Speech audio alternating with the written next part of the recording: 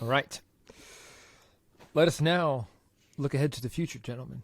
This coming weekend, Saturday, September 3rd, is UFC Fight Night Gane versus Tuivasa, going down at the, I don't know how to say this, I guess in a French way, at the Accor Arena in Paris, France. This event will mark the UFC's debut in the country of France. A little background via the wonders of Wikipedia. After a long political battle, MMA was legalized in France in 2020 after the French National Olympic and Sports Committee gave its approval to the French Ministry of Sports' decision to allow MMA under the jurisdiction of the French Boxing Federation.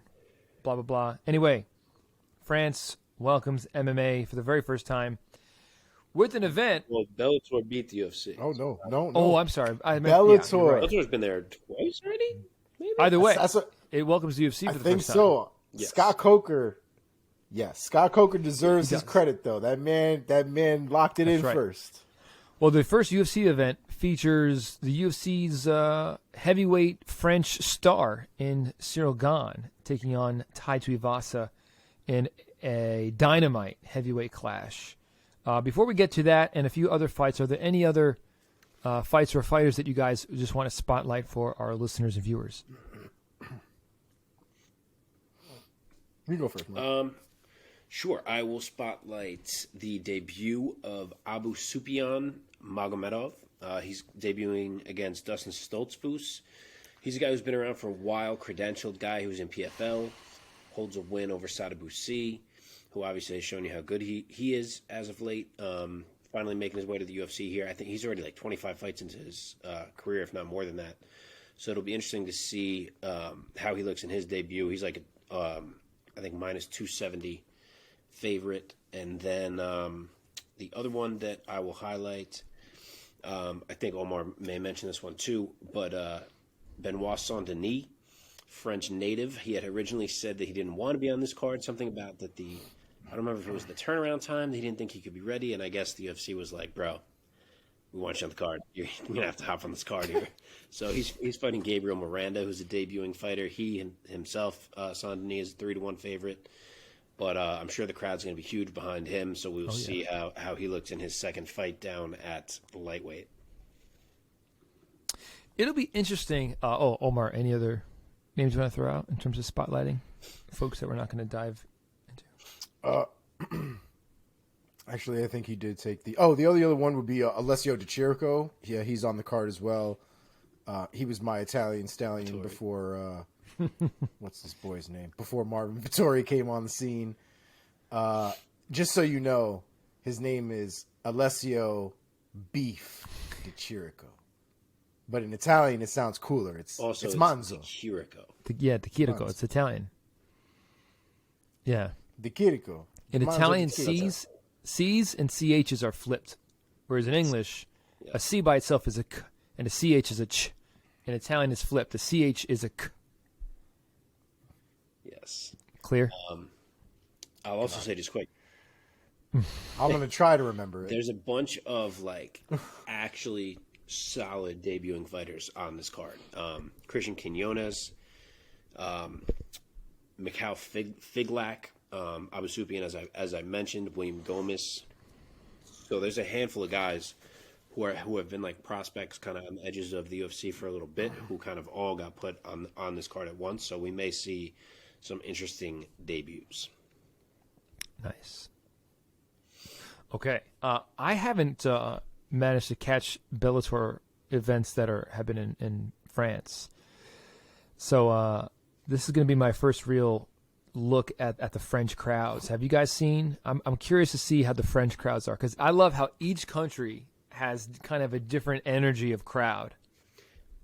I don't remember it leaving a huge impact on me, so I want to say it was like somewhat regular. Like, I don't think it sucked or anything, but I think it was like regular, solid crowd vibe. Okay. Yeah, I think it was very. I think that area over there is very region based. So I think even though we're in a different country, I still think it feels very sort of like European in nature. So it's still very similar to like the UK crowd and stuff like that. All right, well, the first fight we're going to dive into in the prelims is in a middleweight bout. Nassourdine Imavov taking on Joaquin Buckley. So Imavov from Paris, France, of course. He's 11-3 as a pro. 27-year-old, stands at 6'3" tall, coming off back-to-back wins against Ian Heinisch and Edmund Sabazian. Sabazian by TKO, both by TKO rather. Sabazian happening back in November. Joaquin Buckley, New Mansa from St. Louis, Missouri, USA, bringing in triple wins into the octagon. He's 15-4 as a pro. He's 28 years old, so very close in age, very close in record. Most recently, getting a nice TKO win over Albert Duraev. Mark, take this one first. Give us your assessment of this fight and your pick. So this is an awesome fight. I have no idea what it's doing so early on in the card. To me, this is the third worst case, fourth best fight on this card. I don't know how you don't put this thing on the main card. I guess they're trying to spotlight some French fighters, but at the same time, they have De Chirico on the main card. I mean, maybe they're just figuring like, oh, he's Italian. Italian support will travel to France. Who knows? I don't get why this thing's not on the main card. Mm-hmm. But with that said, Imavov is a pretty big favorite. He's minus 270. Joaquin Buckley is plus 220. I did think Imavov would be favorite. I didn't think it'd be that wide. That's a lot of love. I'm pretty torn on this thing myself. I think it's nearly a coin toss. Imavov has a 5-inch height advantage, but he's actually at a 1-inch disadvantage in the reach department, which is interesting. He has looked really good as of late in his little rise toward the rankings here, but he's also been out of action now for like almost 10 months. And in that same time frame, Joaquin Buckley has been fighting and winning twice and looking like a guy who may have figured himself out. Like he's figured out his game. He's figured out what works best for him. He's improved his flaws. He's getting more well-rounded. He's fighting with more confidence. And I kind of feel like this might be his time to break through here. I know he's picked up a loss or two that haven't been great, but I could see him break through to the rankings here. Imavov is not easy. He's slick. He's dangerous. He's probably going to be the more fundamental striker, which could pay dividends if Buckley gets sloppy or looks for that big shot too much, which in the past at times he's been prone to do. But at the same time, Imavov is not like a long-range style striker. Like he likes to work inside, dig hooks, and to fight in tight against a guy as explosive and powerful as Joaquin Buckley is, it's a big task. And I know he's nearly a 3-1 favorite here, Imavov, but I'm going to say he doesn't make it through a full 15 play in that game. And it's possible he looks to grapple, but I've seen such improvement from Buckley in that department too. Especially against Duraev, who's a better grappler than Imavov is, and he shut Duraev down. So I don't know. I'm going to go with Buckley here. Give me Joaquin Buckley, late second round TKO. Ooh. Omar, give us your assessment and ultimately your pick. Yeah, I mean, that's pretty much how I had it. The only thing I would say is I would imagine that Imavov is actually going to try to grapple more with Buckley than some people might expect. I think that at this point, Buckley's striking game, I think, is pretty legit. A lot of people are high on that crazy ass spinning back kick. You will never see him pull that off again. Like it's just not going to happen again. But I think what is important to understand from him and his game is how dynamic he is of a striker, because he does. First of all, he's strong as shit. Like anytime he throws something and he lands something, it hurts. It looks like it hurts. It sounds like it hurts. Oh, yeah, he's strong. But more than anything, he is technical in his own right. He does throw a lot of power shots, but he does set a lot of things up. He sets up a lot of traps when he's fighting. There is a lot of technique that goes into his game. Imavov also has that, but I don't see him being as slick as Joaquin Buckley in that department. And I would think he's going to end up resorting to trying to grapple against Joaquin Buckley for a win. And like Mark said, I think Joaquin Buckley has shown improvements, vast improvements, when it comes to, defending takedowns, but also capitalizing on failed takedowns as well. It's not so much just stopping the takedowns, but making them pay for it. And so I think we'll see a lot of that from Joaquin Buckley in that fight. So I'm going to also go with Joaquin Buckley. I'm going to go with the technician, guys. I need to be contrarian right now. I feel it in my bones. Yeah. I've been pretty impressed by the Frenchman Imavov, and I'm gonna go TKO round 2, the complete opposite of Mark. Wait, but he's in not favor, French, is he? so it's on SureDog. He's listed as a Frenchman.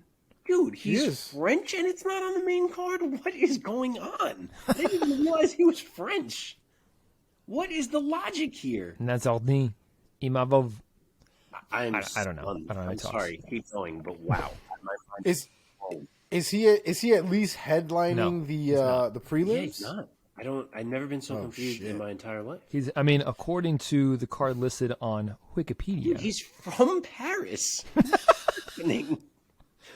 Yeah, these guys are both legit middleweights. I'm so confused. I totally agree. So he was born and raised in Dagestan, but he moved to Paris. Yeah, he's fighting out of Paris though. At 19. Yeah, he's been fighting here for like 7 years. He's ranked 12th right now. What? Wow, this is one of the wilder ones we've discussed these on this show, but this one is blowing my mind. Okay, let's move on. In the featherweight division, Charles Air Jourdain taking on Nathaniel the Prospect Wood.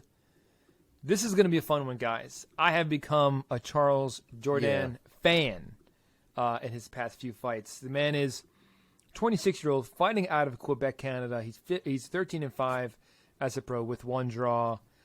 Coming off of a majority loss against Shane Burgos. Shane Burgos, who afterwards parted ways with the UFC, now joining PFL. Jourdain's nasty, man. He is a slick striker. He is Canadian Dynamite. That's my nickname for him.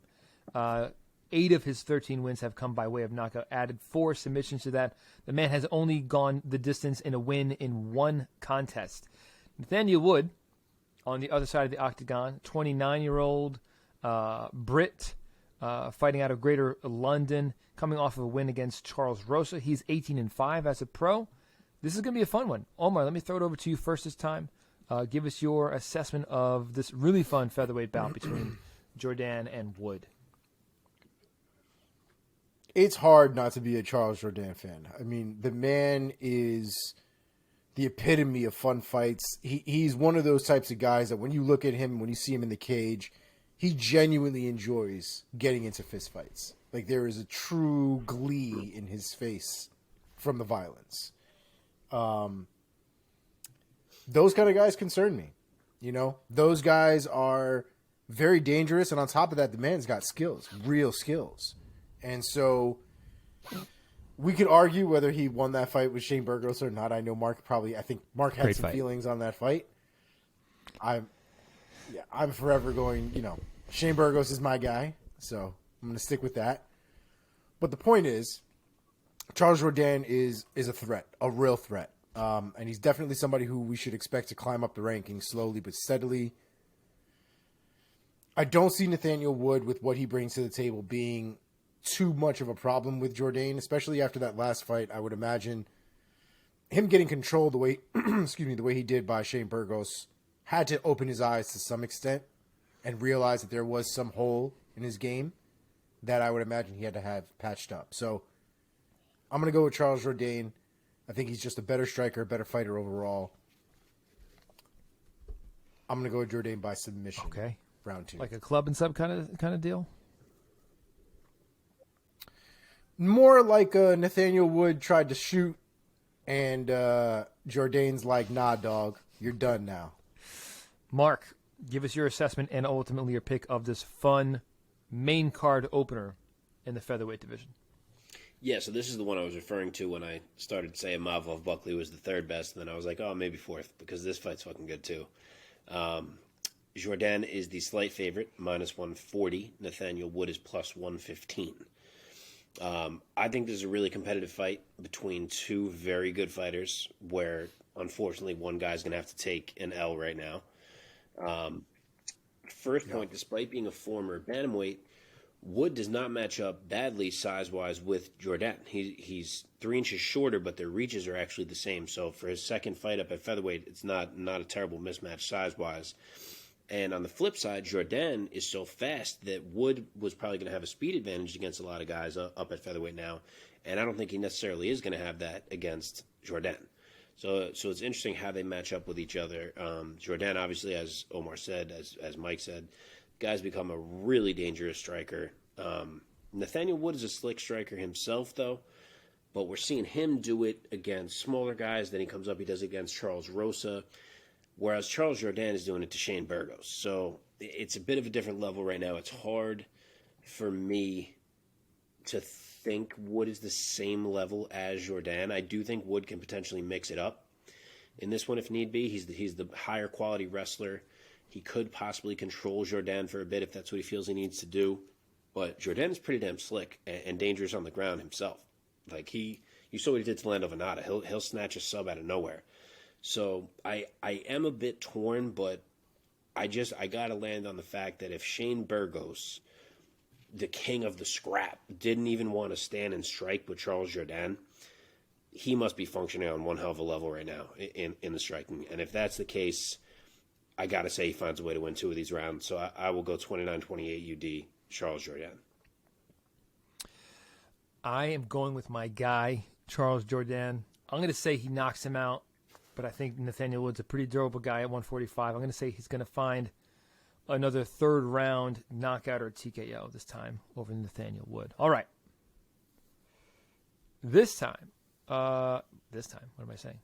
Let's go on to the lightweight bout between Nasrat Haqparast and John Makdessi, the ageless wonder. John Makdessi's been in the UFC for a minute, man. Yeah, he has. Here we go. Lightweight division. Shit, I remember him on Tough, yeah. man. He's, I'll get to it. Damn. Didn't he fight Sam Stout at one point?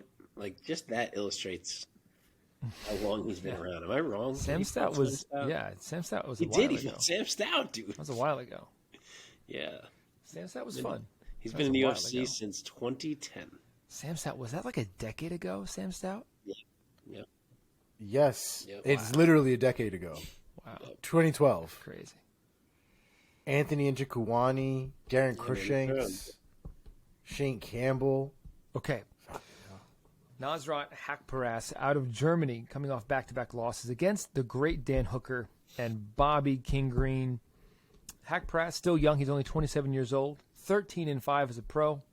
9 knockouts to his name. No submissions. This man is a striker. Let's see. John Makdessi. Also fighting out of Canada. I forgot that he was Canadian. Out of Quebec. John the Bull Makdessi. My man is also a striker. My man also has no submission wins on his record. So this is a striker's delight right here. Makdessi coming off of a win against Bahamondes back in April of 21. Won that fight by split decision. This is going to be a fun one, guys. Omar, why don't you take this one first?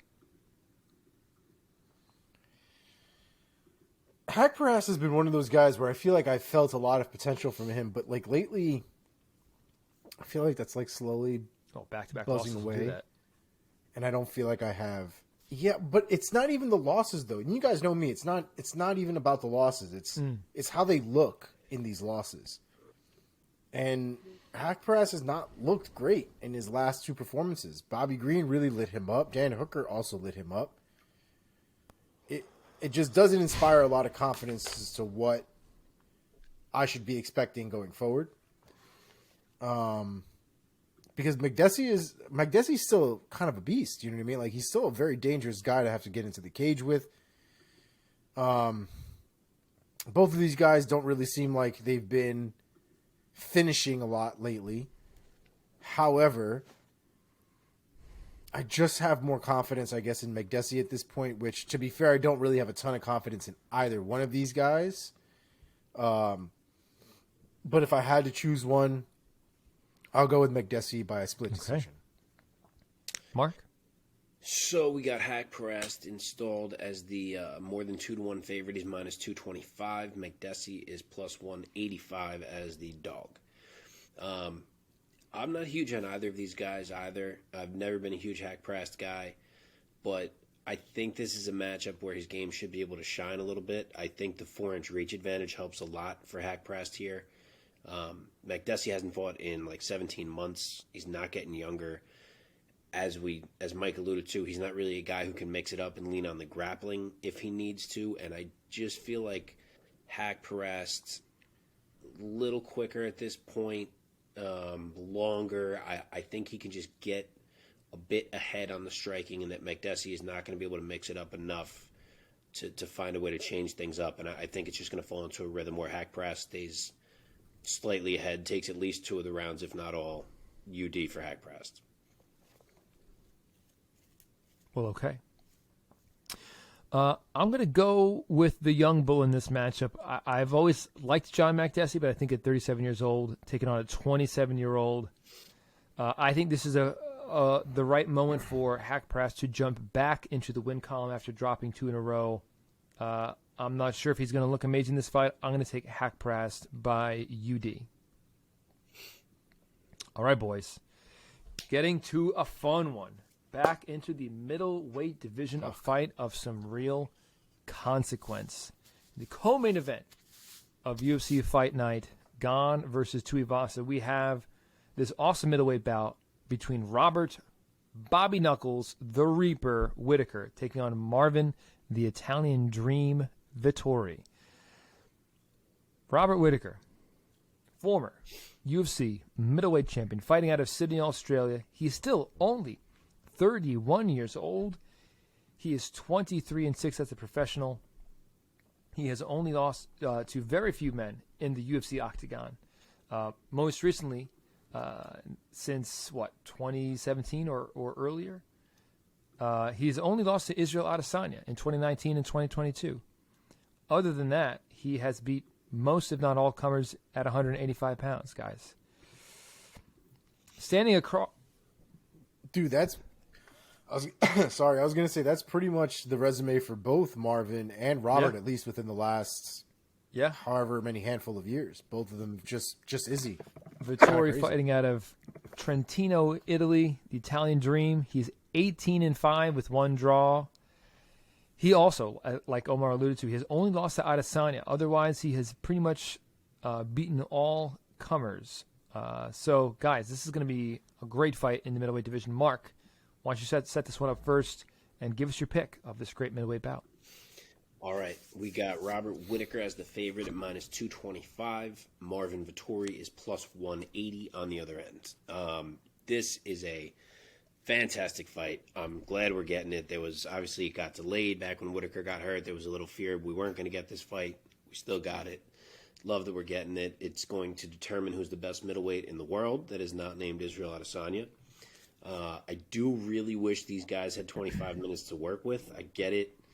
It's not a main event, but I would just love for some type of change to happen when it involves top 5 guys. Like, I wish there was just a way for fights that are this high level to be locked in at 5 rounds. The fact that Gane and Tuivasa get to go 5, but Whittaker and Vettori don't, doesn't feel right. I hate it. But as for the fight itself, until I see someone not named Izzy beat Robert Whittaker, I will continue to ride with Robert Whittaker. The guy is unbelievable. I frankly, I don't think Marvin Vettori is on his level. I think that as good as Marvin Vettori is, as tough as he is, as impossible as he is to hurt, he's just not on the same technical level of a Robert Whittaker. Robert Whittaker almost just stole a technique-based decision off of Ciryl Adesanya. There are people who are convinced Whittaker should have won that fight. Mm-hmm. That tells you a lot by itself. So I just don't see how Vettori beats him. I think Whittaker's movement is too good. I think he's going to make Vettori come find him in there. I think he's going to be jumping in with leg kicks, and I just think his boxing is too clean and is going to land too often. I could even see Vettori get frustrated to the point of looking to grapple, but I don't think he has enough of an advantage there to change the fight. Mm-hmm. I think we're going to see Robert Whittaker look really good here and remind a lot of people why he's held in the regard that he is. I will say Whittaker, UD. Whittaker, UD. Omar. So if we look skill for skill, I think these guys are actually very, very comparable. I think they're very tightly contested. I just think Robert Whittaker is still arguably one of the, if not the second best middleweight in the world. And I say that based off of his performances, not just the fact that he's won. You know, his striking is crazy. Like if people don't, it's possible people don't really realize what they're watching when they watch Robert Whittaker strike, but his traps, his setups, his ability to manage distance, his ability to close distance quickly. I mean, he's a problem. He's an absolute problem. Not to mention he hits like a fucking truck, it looks like. And Marvin Vettori is very similar in that respect. You know, they don't fight the same. Marvin doesn't close distance the same way that Robert Whittaker does, right? Robert Whittaker comes from a karate background. So there's a different element to how Robert Whittaker's footwork and how Robert Whittaker's game is played based on the foundation of which his striking is based off of. Vettori's is not based off of that same foundation. So his striking is, you know, more boxing and kickboxing based.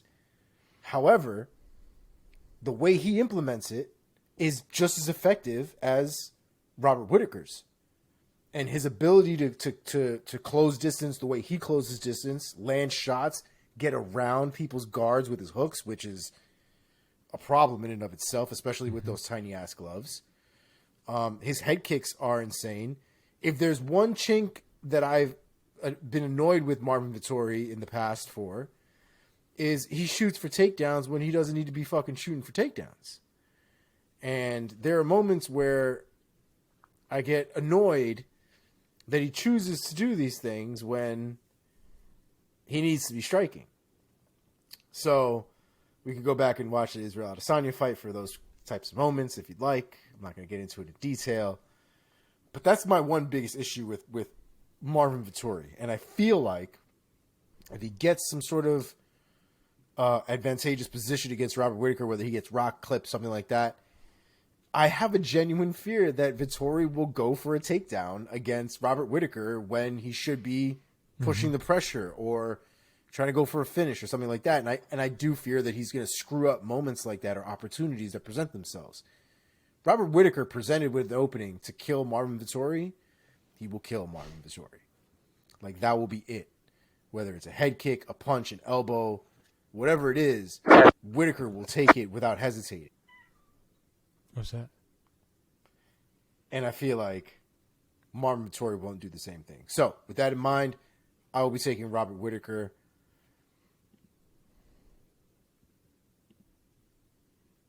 Against my better judgment, I'm going to go with Robert Whittaker by TKO round 4. It can't be round 4. Round 3. Sorry, If round 3. he was the first person to finish Marvin, that would be a big fucking statement. It drives me crazy, and just as a side note to what Mark was saying, it drives me crazy that as fans, we all readily assume this says 5 rounds. It's got to be 5 rounds. It's 5 rounds. And yet, we're still dealing with this brass thinking that this shit being 3 rounds is okay and it's acceptable. It is not. These fights of consequence with these high-level guys, 5 rounds. You can't give me a 5-round Nate Diaz fight for no actual reason and then not give me a 5-round fight for something that actually matters. Especially with two guys as durable as these two guys. Oh, yeah. Because my biggest issue is if we go 3 rounds, and it's very possible this is going to happen. If we go 3 rounds, we may not know or feel like the fight is actually done or finished or completed. For sure. Right. And so we're going to end up with this nonsense where we're going to feel like we're going to have to do it again. Or like, I just feel like 5 rounds would give us enough time to get a proper answer as to who won that fight. But here we are. Well, guys, we are unanimous. I also will take Bobby Knuckles because I think that he's just going to be the superior striker in there, and I think he's going to showcase that over Marvin. I would love to say that he gets him out of there, maybe in the 3rd round, but I think that Vettori has shown that he's just so durable. The guy is just such a tank, combined with like a real will. I mean, the guy clearly burns with a passion for winning and for competing. So I'm also going to say that Whittaker takes it by unanimous decision, showcasing some great striking, maybe finding some moments where Vettori's in trouble, but I don't think he's going to. I don't think he's going to come close to getting Vettori out of there. I think it's just going to be more of a striking clinic that we're going to see. So we'll see. That's where I'm at. All right. I think Vettori at minimum gets hurt by the end of that fight. Maybe. Yeah. 100%. Yeah. Okay, and that was not the main event, guys, which is crazy. That could be a main event of a fight night. Right? Oh, God, easily. Oh, yeah. One could argue that could be a main event of a pay-per-view, frankly. Yeah. I'd still pay for sure. that shit. I've had worse fights to pay for. Honestly, All right. it's funny because those two are determining for sure the number one middleweight in the UFC, besides the champ. Whereas the winner of Gane Tuivasa, you could still say is behind Stipe, even though Stipe is not the champ. So it's kind of interesting. For sure. All right. Main event time. UFC Fight Night, the very first UFC going down in France. Ciryl Gane taking on Tai Tuivasa. So Ciryl Gane, 32-year-old Frenchman. He is 10-1 as a pro. He just recently got handed his very first loss as a professional fighter. Because remember, before MMA, didn't he go undefeated in Muay Thai? Yep. He lost his championship bout against Francis Ngannou back in January of this year. My man is 6'5", 32 years old, 10-1 as a pro, 4 knockouts, 3 submissions. Kind of surprising. Wins in the heavyweight division over Derek Lewis by TKO, Alexander Volkov, Jairzinho Rosenstrike, JDS. Very, very nice sheet there. Tai Tuivasa standing across from him, fighting out of Sydney, New South Wales, Australia. They call him Bam Bam. He is 29 years old, 14-3 as a pro. Out of his 14 wins, 13 coming by way of knockout. He will be riding a 5-fight win streak coming into this Saturday night. Most recently, knocking out Derek Lewis like nobody had ever knocked out Derek Lewis by devastating knockout finish with an elbow right against the fence at a minute 40 seconds of the second round. But guys, we're here to talk about this new fight against Ciryl Gane. Mark, why don't you set this one up first? Give us your take. Give us your pick. Gane versus Tuivasa. So they took my man Tai and they threw him across from Ciryl Gane, which might be the worst matchup for Tai in the entire division. Ciryl Gane is minus 550. Tai Tuivasa is plus 410. I love Tai. I've seen it in Tai from early on, even through his losing streak. I believed that this type of fighter was in there. Obviously believed it even more so during this fantastic 5 straight knockout run that he's on right now. You're seeing it all come together for the guy. But he is going to be frustrated as all hell in this fight. We're honestly yet to see a man who can stand across from Ciryl Gane and not get frustrated trying to strike with him. Cyryl's striking technique, his IQ, his defensive movement, his responsibility in there, it's all anti-Tai Tuivasa's game. And Tai doesn't have anywhere else to take the fight. Like, granted, we may have said that about Ngannou when he fought Gane, and obviously he gets all these takedowns and shocks us, but I can't see something like that working for Tai Tuivasa. So he doesn't really have anywhere else to go other than to stand and strike. Yes, of course, he can try to clinch up and get it dirtier and in closer quarters and all that, but you're still on the feet with Ciryl Gane. And, Tai's a scrapper. Like, I don't think he'll get so frustrated that he turns off mentally or anything like that. I think he's in there. I think he's analyzing. I think he's looking for a way to land something big as long as he's breathing. I'm not saying it's impossible because he's a lot craftier at setting up big shots than he gets credit for. But overall, I just think he's going to get frustrated for 25 minutes. Plus, Gane has never been finished. I don't even know that we've really seen him hurt yet. And that whole time, Ty's trying to find this big shot that may never come. I just think Gane's going to be picking him apart. He's He's 2 inches taller. He has a 6-inch reach advantage, which is going to be a big factor. He already is so good at managing range. Add in a 6-inch reach advantage, it's like almost too much for Gane to have in his corner. It's going to let him keep Tai off him when Tai's trying to crowd, increase that pressure, keep Tai away, keep those big hammers away. I think Gane is going to be burying kicks to the body and even the thighs of Tai. I think he'll start to go high eventually once Tai gets worried about those kicks. I just think it's going to be a variety of strikes that Tai has to deal with. And I think Gane is probably highly motivated coming off that title loss. I think he wants to come in here and make a big statement. And I'm not saying he's going to finish Tai necessarily, though he could if the cardio ends up coming into play late. But I don't want to say Tai gets finished. I love the dude. I will say that it's just a statement of how clearly he wins the fight. I think it's a UD for Gane, great movement, intelligent game plan, varied strikes, and a clear W. All right, Omar, give us your take and pick. You hear the disappointment in my voice. I know. I mean, it's kind of true though, right? This is what one would assume is the kryptonite of Tai Tuivasa, is a man who could out technique and nullify the viciousness that is Tai Tuivasa. It is hard to throw an overhand right on somebody who's jabbing and moving away. It's hard to do anything against somebody who is constantly moving and constantly popping you in the face. So we haven't seen that kind of game from Tuivasa. Tuivasa is very much I'm trying to hurt you. Every time I come forward, I'm trying to land something to break your face. Gane is more than content to jab you to death for 5 rounds. He doesn't give a shit. Whether he gets booed or not, he will jab the shit out of you to not get hurt. And he's not going to get booed here no matter what he does. It's true. Well, if he gets booed in Paris, that might need to reevaluate some things potentially. But that is for me. That's the frustrating thing about Ciryl Gane, is his contentness to not finish the fight. In MMA, that annoys me. Maybe it shouldn't. Maybe I don't know, but it annoys me.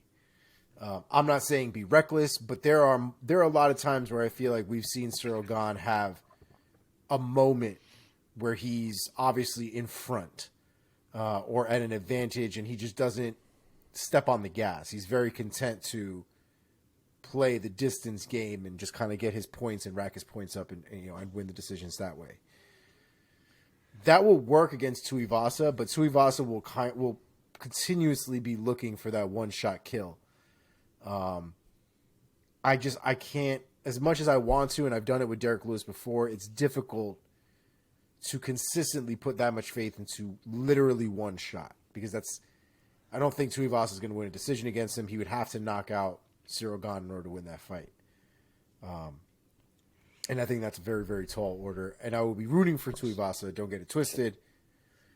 But, again, gun to my head, if I lose, I die. Sure. I got to go with Ciryl Gane. I'll go with Ciryl Gane by decision. It's not that Tai has to just land one shot. So many things have to happen for that to happen. The main thing, the way I think about it, is that Tuivasa has to make this into a dogfight, into a fight similar of what happened with Derek Lewis, or Greg Hardy even, and that's probably not going to happen, because I agree with you, Mark, that I think Ciryl Gane's going to be very motivated. I don't think that Ciryl Gane is going to be motivated to hunt for a finish.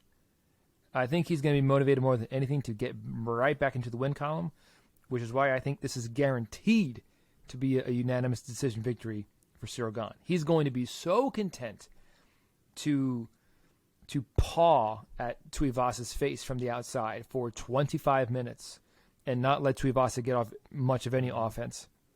Tuivasa's going to have to try. He's probably going to try to blitz him. He's going to try to crowd him. And Gane is going to be gone. See what I did there?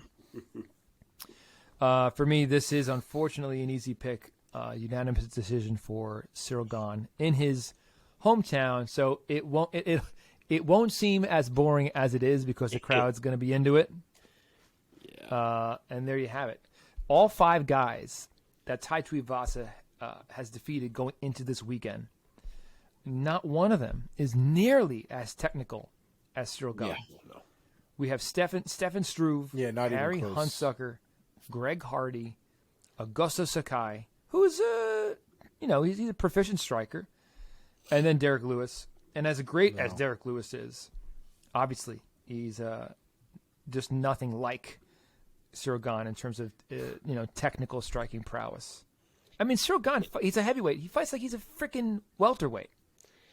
As much as we agree totally with that, and as much as we love Ty, and he deserves the fight that he's in right now on the back of 5 straight knockouts, he also did just get thrown into a level of fight that he is not used to just off of knocking out Derek Lewis. Like, Ciryl Gane is at a significantly different level than who Tai Tuivasa has beat to get here. And I think one would argue the most technical fighter that he's fought up until this point in his entire resume was JDS. That's what I was thinking. And JDS did not go well for him. Yeah, you're right. That was quite a bit ago at this point, and one would assume He's a better made fighter some now for gains sure, but since then. the point But remains. The point stands. yeah. All right, boys. Stylistically, it just doesn't Doesn't look add good up. for him on paper. But Will Team Tuivasa, this let's fuck with it. podcast be rooting for Tai Tuivasa? Yes. All day, man. All day, baby. Could it happen? Do I hope day. it happens? Yes. Do I hope that Tuivasa somehow gets him in a clinch situation, and next thing you know, he lands a short elbow, and fucking Gane just collapses? Yeah, of course. But I'm going to pick with my head this time. Well, Yup. boys, that does it for this week's UFC preview. party. Little UFC preview. Next week, we're going to break all this down for you folks. But